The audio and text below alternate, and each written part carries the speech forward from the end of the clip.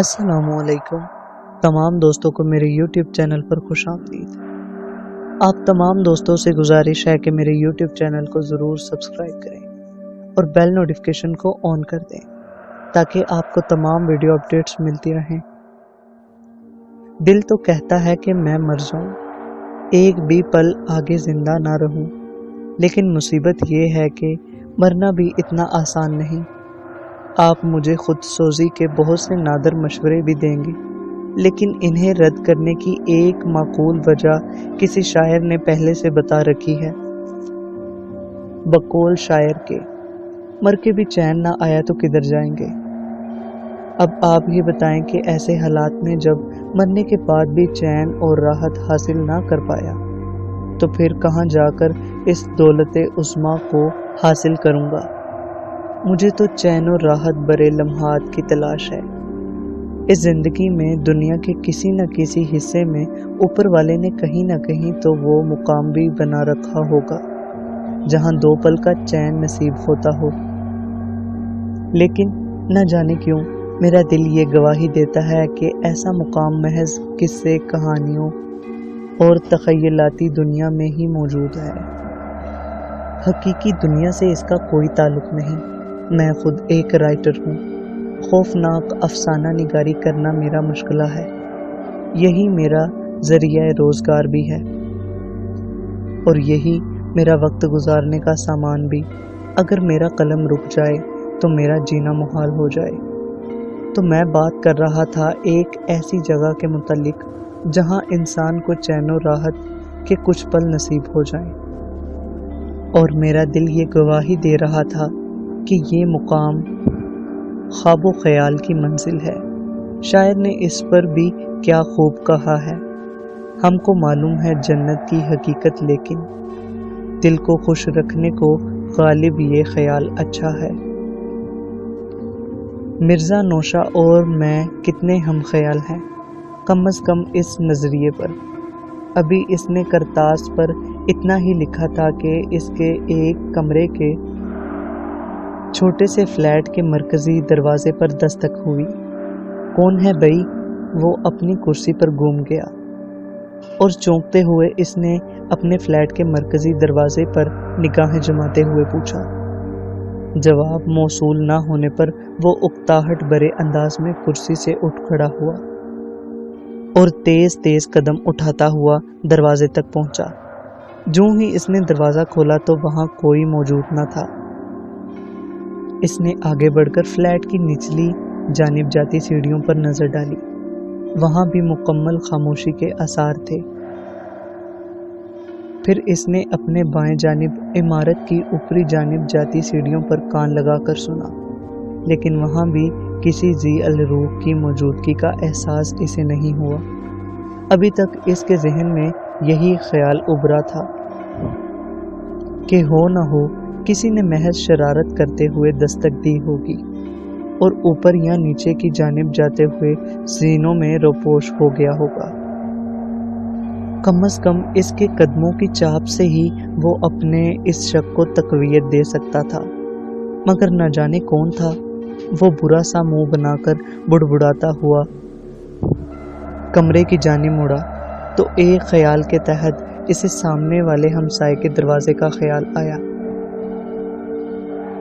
جہاں کوئی بھی مقیم نہیں تھا۔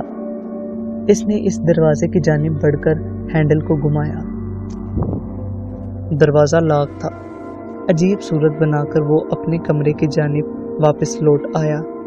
اس نے دوبارہ اپنے کمرے کا مرکزی دروازہ بند کیا اور بڑبڑاتے ہوئے کرسی پر بیٹھ گیا، جہاں کچھ دیر قبل وہ اپنی کہانی کے ابتدائی سطور لکھنے میں محو تھا۔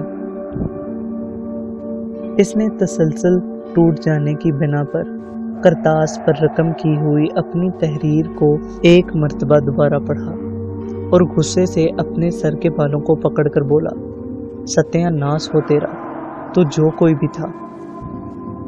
یہ کہتے ہوئے اس تحریر شدہ صفحے کے نہ جانے کتنے ٹکڑے کر ڈالے۔ جو کچھ اس کے ذہن میں موجود تھا اب وہ سب دھواں دھواں بن کر اڑ گیا تھا۔ اسے شدید غصہ چڑھا इसे बेमहल दस्तक देने वाले पर इतना शदीद गुस्सा था कि इसने इन कागज़ के टुकड़ों को एक ज़ोरदार तरीके से बाजू लहराकर रद्दी की टोकरी में दे मारा था। ठक ठक ठक मरकजी दरवाजे पर दोबारा दस्तक हुई।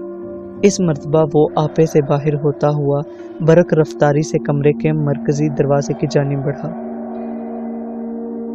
वो अपने दिल में मुकम्मल तैयारी के साथ इस मर्तबा मरकजी दरवाजे की जानिब बढ़ा था कि इस बार तो वो दस्तक देने वाले को ठोक कर रख देगा। दांत पीसते हुए इसने पूरी कुव्वत से कमरे का मरकजी दरवाज़ा खोला, लेकिन दोबारा वहाँ कोई न था।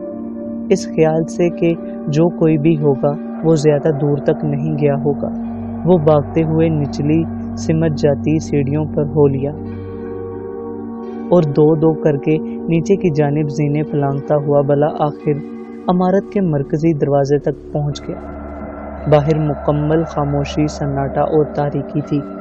ये इलाका दरअसल नौ आबादकारी थी जो सरकारी फ्लैटों पर मुश्तमिल इमारतों पर मबनी था और अभी तक सिर्फ इस इमारत की तामीर मुकम्मल हुई थी जिसके एक कमरे के फ्लैट में वो मुकीम था। सामने कुछ 50 फुट के फासले पर भी एक फ्लैट था, मगर अभी ज़ेरे तामीर था, इसलिए वहाँ कोई मुकीम नहीं था। इसने अपनी कलाई की घड़ी पर वक्त देखा। रात के पूरे 12 बज रहे थे। मुकम्मल खामोशी और हो के इस आलम में वहाँ इसके सिवा और कोई न था। सकूत का ये आलम ये था कि हवा से अगर कोई पत्ता भी हिलता तो इसकी आवाज़ भी बाआसानी सुनाई दे जाती, लेकिन वहाँ तो कोई भी नहीं था। हैरत है, इसने कुछ सोचा। फिर वो भागता हुआ दाएं जानिब कुछ दूर तक भी गया कि शायद दस्तक देने वाला इस जानिब को ना भाग गया हो जहाँ आगे मरकजी सरकारी सड़क थी, लेकिन फिर वो रुक गया। अगर ऐसी बात होती तो इसके भागते कदमों की बाज़गश्त सुनाई देती। वो सर झटकता हुआ वापस अपने फ्लैट की इमारत की जानिब हो लिया। मेरा ख्याल है कि आप किसी को तलाश कर रहे हैं। अचानक इसके अकब से एक आवाज़ आई। वो रुक गया और इसने घूमकर देखा। मुखातिब एक बूढ़ा शख्स था। इसने सोचा कि ये बूढ़ा चौथी मंजिल तक अगर जीने चढ़े तो अव्वल तो इसे वहाँ पहुँचते पहुँचते वक्त लगे, और अगर उतरे तो हिम्मत जवाब दे जाए। ये बूढ़ा इसकी तन्हाई में मखल नहीं हो सकता। वैसे भी बूढ़े ने लिबास ही कुछ ऐसा पहन रखा था कि वो कोई गैर माकूल इंसान नहीं दिख रहा था। बूढ़ा कुछ कदम नौजवान राइटर की तरफ बढ़ आया था। अब इसका चेहरा वो साफ तौर से देख सकता था। बूढ़े के हाथ में छड़ी थी। ये सहारा लेने वाली छड़ी थी। इसका लिबास मगरबी तर्ज का था। स्याह पतलून और ओवरकोट के साथ इसने सर पर काउबॉय हैट भी पहन रखा था। इसके चेहरे पर गुजरे वक्तों की राहतों और तलखियों भरे तजर्बात गमाजी करती जरियां थी। फ्रेंच कट शेव में वो काफी जाज़ब नजर दिखाई दे रहा था। मैंने पूछा, आप किसी को तलाश कर रहे हैं? बूढ़े ने तिलिस्माती मुस्कुराहट चेहरे पर सजाते हुए सवाल किया। क्या मैं आपको जानता हूँ? राइटर ने इंतहाई तलख लहजे में बूढ़े की जानिब अपनी एक आंख दबाते हुए दरियाफ्त किया। इस बूढ़े की मौजूदगी भी नागवार गुजरी थी, क्योंकि ये वक्त इसका मखसूस वक्त था जब वो खौफनाक अफसाना तहरीर कर लिया करता था। पहले वो बेजा, बेमायनी, बेवक्त दस्तक, और अब ये बेवक्त का बूढ़ा। इसे यूं महसूस हो रहा था जैसे इसका वक्त ज़ाया हो रहा है। नहीं, आप मुझे नहीं जानते। फिर इसने नौजवान राइटर की आंखों में आंखें डालकर कहा, लेकिन मैं आपको जानता हूँ। अच्छा, नौजवान ने तर्श अंदाज में कहा, तो आप मुझे जानते हैं? लेकिन फिर वो इसके करीब चेहरा लाकर तल्खी से मुखातिब हुआ। मैं आपको नहीं जानता। ये कहकर वो फौरी अपने फ्लैट के मरकजी दरवाजे की सीढ़ियों की तरफ मुड़ा तो अकब में बूढ़े ने दोबारा कहा, अगर इंसान किसी को जानने की कोशिश करे तब ही तो किसी को जान पाता है। मोहसिन अदीब साहिब। बूढ़े के मुंह से अपना नाम सुनकर वो रुक गया। इसने बूढ़े की तरफ घूम कर देखा। आप मेरा नाम कैसे जानते हैं? मैं जानता हूँ कि आप एक अफसाना निगार हैं। मैं आपका एक परस्तार हूँ, एक ऐसा परस्तार जिसे आप नहीं जानते। ओह अच्छा, ये कहकर फिर कुछ सोचते हुए मोहसिन ने इस बूढ़े से दरियाफ्त किया, क्या आपने यहाँ से किसी को गुजरते देखा है? नहीं, यहाँ सिर्फ मैं हूँ। आप हैं, तन्हाई है, सन्नाटा है, खामोशी है। बूढ़े ने पुरइसरार अंदाज में जवाब दिया। वो तो सब कुछ ठीक है, पर खैर छोड़े इस बात को। फिर वो सपाट लहजे में बूढ़े से मुखातिब हुआ। बहरहाल आपसे मिलकर खुशी हुई। मैं आपको फ्लैट पर आने की दावत देता हूँ, लेकिन रात काफ़ी बीत चुकी है और मेरे भी आराम का वक्त है, इसलिए माजरत के साथ मुझे अब घर जाना होगा। मोहसिन ने बूढ़े से जान छुड़ाने की गर्ज से ये चंद रस्मी जुमले अदा किए और अपने फ्लैट की इमारत के मरकजी दरवाजे की जानिब हो लिया। क्या ये अजीब बात नहीं कि लोग तो आपको जानते हैं, लेकिन आपको इनके मुतल्लिक कुछ भी मालूम नहीं होता। वो बूढ़ा इससे इस मर्तबा कदरे ऊंची आवाज में मुखातिब हुआ था। मोहसिन के कदम फिर से अपनी जगह पर जमकर रह गए थे। वो बूढ़े की इस बात पर सोचों में डूब गया था। शायद बूढ़े की बात का कोई माकूल जवाब सोच रहा था, मगर जब इसने घूमकर इस जानिब देखा जहां थोड़ी देर कबल वो पुरइसरार अनजान बूढ़ा खड़ा था, तो अब वहां कोई नहीं था। वो मुतहिर निगाहों से इधर उधर देखने लगा। सर झटक कर वो तेजी से इमारत की सीढ़ियों की जानिब बढ़ गया। अंधेरे में वो जीने चढ़ता हुआ अपने एक कमरे के फ्लैट के मरकजी दरवाजे तक पहुंचा। दरवाजा वो खुला ही छोड़ आया था। इसने दरवाजा बंद किया। कमरे में रखे वाहद बिस्तर पर दराज हो गया और इन पुरइसरार वाक़यात के मुतल्लिक सोचने लगा। दस्तक किसने दी थी? ये मेरा वहम नहीं था। 2 मर्तबा पुरइसरार दस्तक दी गई थी, और फिर वो बूढ़ा कौन था? और वो अचानक कहाँ चला गया? इसे इन सवालात के मुंतकी जवाबात तलाश करने में दिक्कत पेश आ रही थी। इसे ये सब बहुत अजीब लग रहा था। अभी वो इन सब के मुतल्लिक सोचों में गुम था कि दरवाजे पर फिर से दस्तक हुई। ठक ठक ठक। इस मर्तबा इसके वजूद में अनजाना खौफ सा उतरता महसूस हुआ। दस्तक फिर हुई। इसने खौफजदा होते हुए दरवाजे की जानिब देखा। इसके हवास जवाब देने लगे थे। अभी तो वो बाहर से हर पहलू से दस्तक देने वाले की तलाश से लौटा था। इसे समझ में नहीं आ रहा था कि दस्तक देने वाला कौन है। वो दस्तक देने के बाद कहाँ चला जाता था? वो सामने क्यों नहीं आ रहा था? क्या वो कोई छलावा था? मोहसिन अपने खौफ पर काबू पाते हुए बिस्तर से उठा और मजबूत कदम उठाते हुए इसने दरवाजे पर से चिटकनी गिराकर दरवाज़ा खोल दिया। वहाँ अब भी कोई नहीं था। ये जानकर इसका हलक खुश्क हो गया। हलक से थूक निगलते हुए इसने आगे बढ़कर नीचे जाते जीनों पर निगाह की। किसी जी रूह की मौजूदगी ना पाकर सर झटकता हुआ वो वापस फ्लैट की जानिब आ गया। अभी वो दरवाजे की तरफ हाथ बढ़ाने ही को था कि दोबारा दरवाजे पर दस्तक हुई। ठक ठक ठक। और इसके साथ ही एक झटके से दरवाज़ा कदरे हिला भी था, क्योंकि दरवाज़ा बंद नहीं था बल्कि पूरा खुला हुआ था। ये देखकर मोहसिन के पैरों तले से ज़मीन सरक गई। इसकी सांसें अब खौफ की वजह से तेज तेज चल रही थी। पूरे माहौल में सुकूत तारी था। इसे अपनी सांसों की आवाज़ साफ सुनाई दे रही थी। ठक ठक ठक। इस तरह फिर से दरवाजे पर दस्तक हुई। अब वो दरवाजे की तरफ फटी फटी नजरों से देख रहा था। वो वहां रुका नहीं। इसने फौरी कमरे में दाखिल होकर अपने हैंड बैग को उठाया। हैंड बैग से अपना सेलफोन निकालकर पुलिस स्टेशन का नंबर डायल किया। दूसरी जानिब से राब्ता जुड़ते ही आवाज़ आई। ठक ठक ठक। सेल फोन से भी दस्तक की आवाज़ आई थी। ये सुनकर वो खौफो बौखलाहट भरे अंदाज से फौरी अपने फ्लैट के मरकजी दरवाजे की जानिब बढ़ा। दरवाज़ा इसके करीब पहुंचने से पहले ही एक ज़ोरदार धमाके से बंद हो गया। ठक ठक ठक दरवाजे पर इस मर्तबा ज़ोरदार दस्तक हुई। मोहसिन आंखें फाड़े दरवाजे की जानिब देखने लगा। डर की वजह से इसके माथे पर अब पसीने के ठंडे कतरे नमूदार हो चुके थे।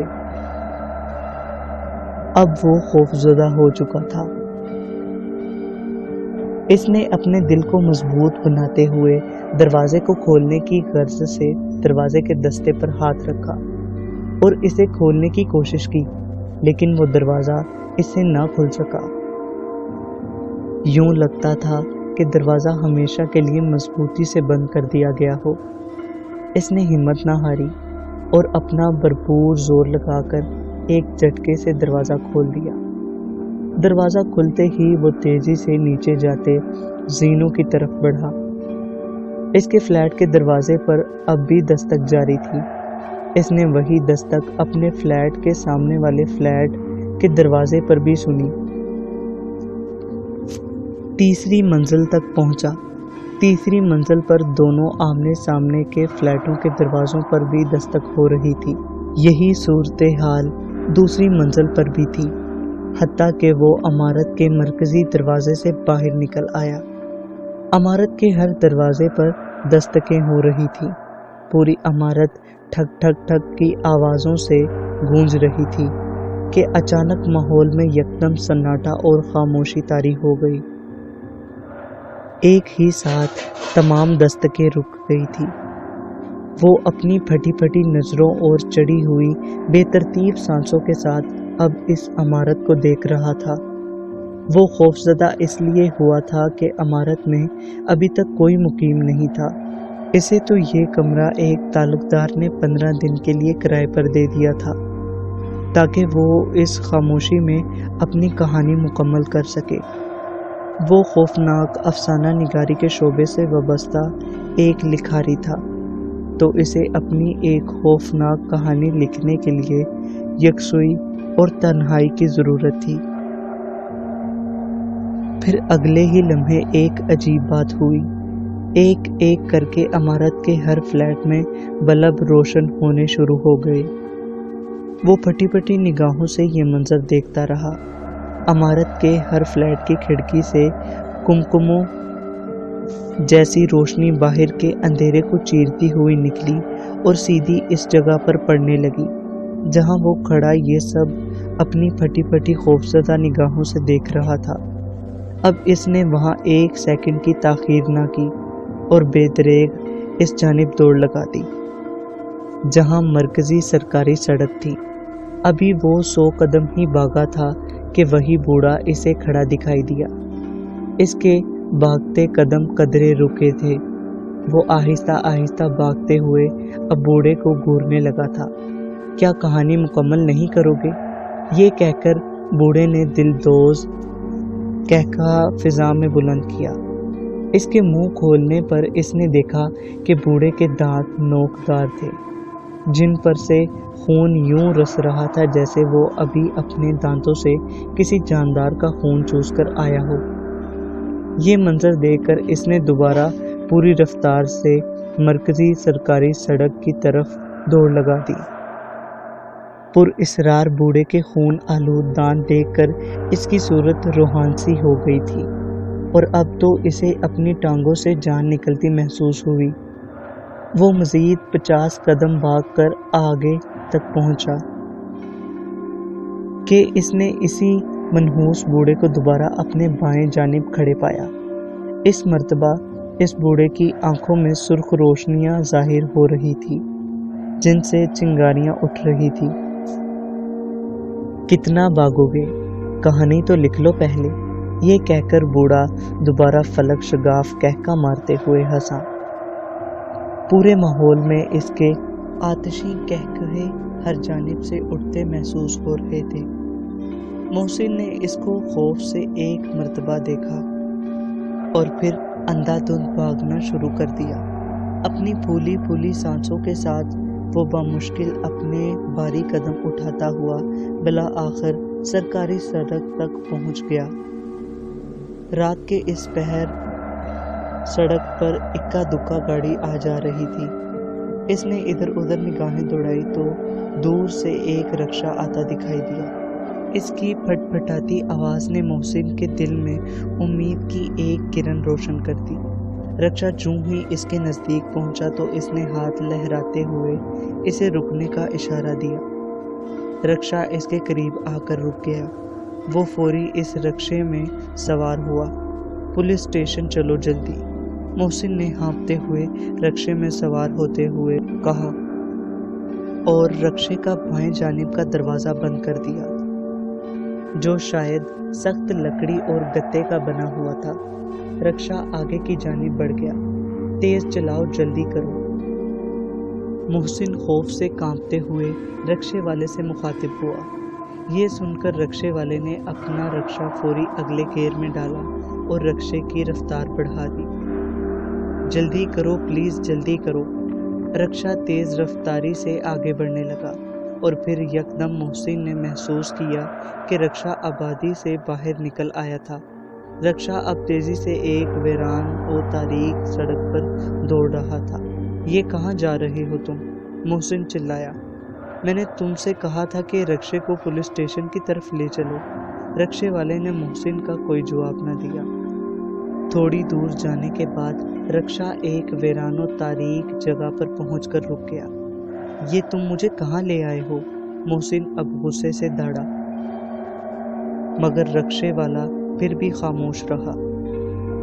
پھر یکایک رکشے کے دائیں جانب کے مضبوط گتے والے دروازے پر دستک ہوئی۔ ٹھک ٹھک ٹھک۔ محسن خوف کے عالم میں پسینے میں شرابور ہوتے ہوئے اپنی آنکھیں پھاڑتے ہوئے دائیں جانب کو دیکھنے لگا۔ ٹھک ٹھک ٹھک ٹھک۔ اس مرتبہ بھاری دستک بائیں جانب سے ہوئی۔ محسن خوف سے رکشے کے عین درمیان میں سمٹ کر بیٹھ گیا اور اس کے ماتھے پر پسینے کے ٹھنڈے قطرے ابھرنے لگے۔ یہ تم مجھے کہاں لے آئے ہو؟ محسن رکشے والے کی طرف آنکھیں پھاڑتے ہوئے روحانسی آواز میں بولا تھا۔ رکشے والے نے ڈیش بورڈ پر ایک بٹن دبا کر رکشے کی اندرونی جانب کے ایک چھوٹے بلب کو آن کر دیا۔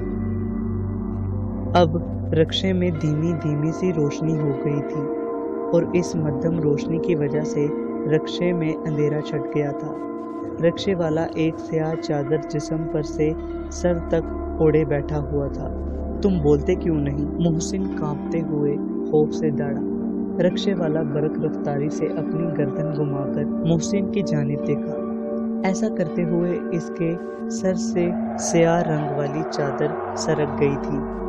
اس کی صورت اب واضح ہو چکی تھی۔ وہ وہی منحوس بوڑھا تھا۔ دستکوں کی گونج اب پورے رکشے میں ہو رہی تھی۔ بوڑھا اپنے خون آلود نوکیلے خوفناک دانت نکالتے ہوئے بولا، میاں کہانی تو مکمل کر لیتے۔ اور یہ کہہ کر بوڑھے کے فلک شگاف کہکہوں سے پورا ماحول مزید پر اسرار ہوتا چلا گیا۔ ان کہکہوں میں اب محسن کی خوفناک چیخیں بھی شامل ہو چکی تھیں۔ کہانی مکمل کرنے کے بعد محسن ادیب نے آخری کرتاس کو سمیٹ کر کاغذات کی باسکٹ میں رکھ دیا۔ ایک طویل انگڑائی لے کر اس نے میز پر رکھی لیمپ کو بجھا دیا۔ وہ جانتا تھا کہ وہ اس پورے 10 منزلہ عمارت میں اکیلا اس واحد کمرے کا رہائشی ہے۔ وہ اپنی لکھی کہانی کی طرف دیکھ کر مسکرایا۔ اس نے اپنی کلائی پر بندھی گھڑی پر دیکھا، رات کے پورے 12 بج رہے تھے۔ ابھی وہ کرسی سے اٹھنے کا ارادہ کر ہی رہا تھا کہ اچانک کمرے کے دروازے پر دستک ہوئی اور وہ خوف اور حیرت کے ملے جلے انداز میں کمرے کے مرکزی دروازے کی سمت اپنی پھٹی ہوئی نگاہوں کے ساتھ دیکھنے لگا۔ اس کی آنکھیں خوف کے عالم میں دروازے کو گھورتی ہوئی پھیلتی چلی گئی اور ماتھے پر سرد موسم کے باوجود قطرہ در قطرہ خوف کی وجہ سے پسینہ نمودار ہونا شروع ہو گیا۔